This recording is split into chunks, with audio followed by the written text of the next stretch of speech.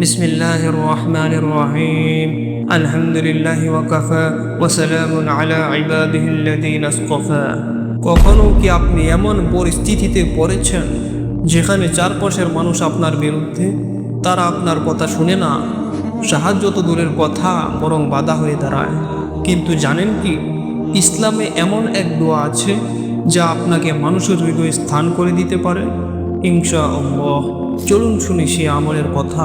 একটি পরীক্ষিত ও শক্তিশালী বাক্য আমাদের জীবনের প্রতিটি ক্ষেত্রে, চাকরি, ব্যবসা, সমাজ বা পরিবার, একটি বিষয় খুবই গুরুত্বপূর্ণ, আর তা হলো মানুষের সহযোগিতা। কিন্তু সব সময় আমরা তা পাই না।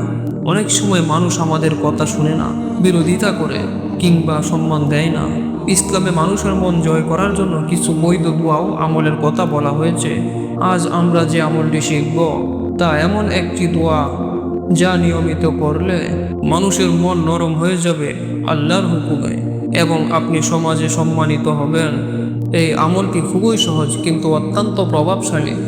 দোয়াটি হলো, আল্লাহুম্মা সাখির লি হাযাল বালাদা ওয়ার রিজালা। আমি আবারও বলছি, আল্লাহুম্মা সাখির লি হাযাল বালাদা ওয়ার রিজালা।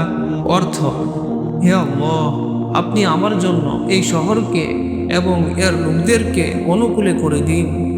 এই দোয়াটি প্রতিদিন 5 ওয়াক্ত ফরজ নামাজের পর 111 বার করে পাঠ করবেন। দোয়াটির পূর্বে ও পরে 11 বার যে কোনো দরুদ শরীফ পড়তে হবে।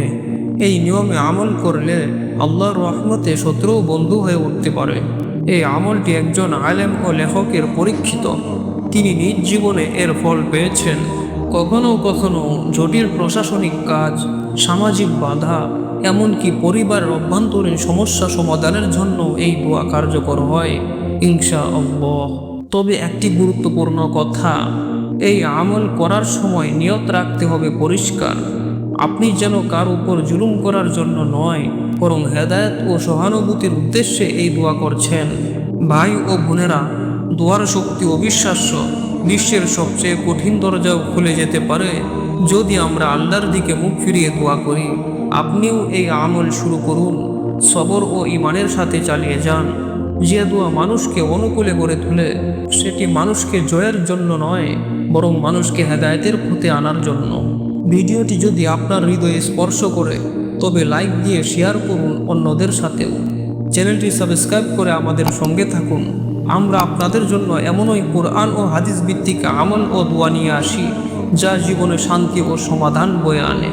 আল্লাহ আমাদের সকলের মন, পরিবেশ, সমাজকে অনুকূলে করে দিন। আমিন।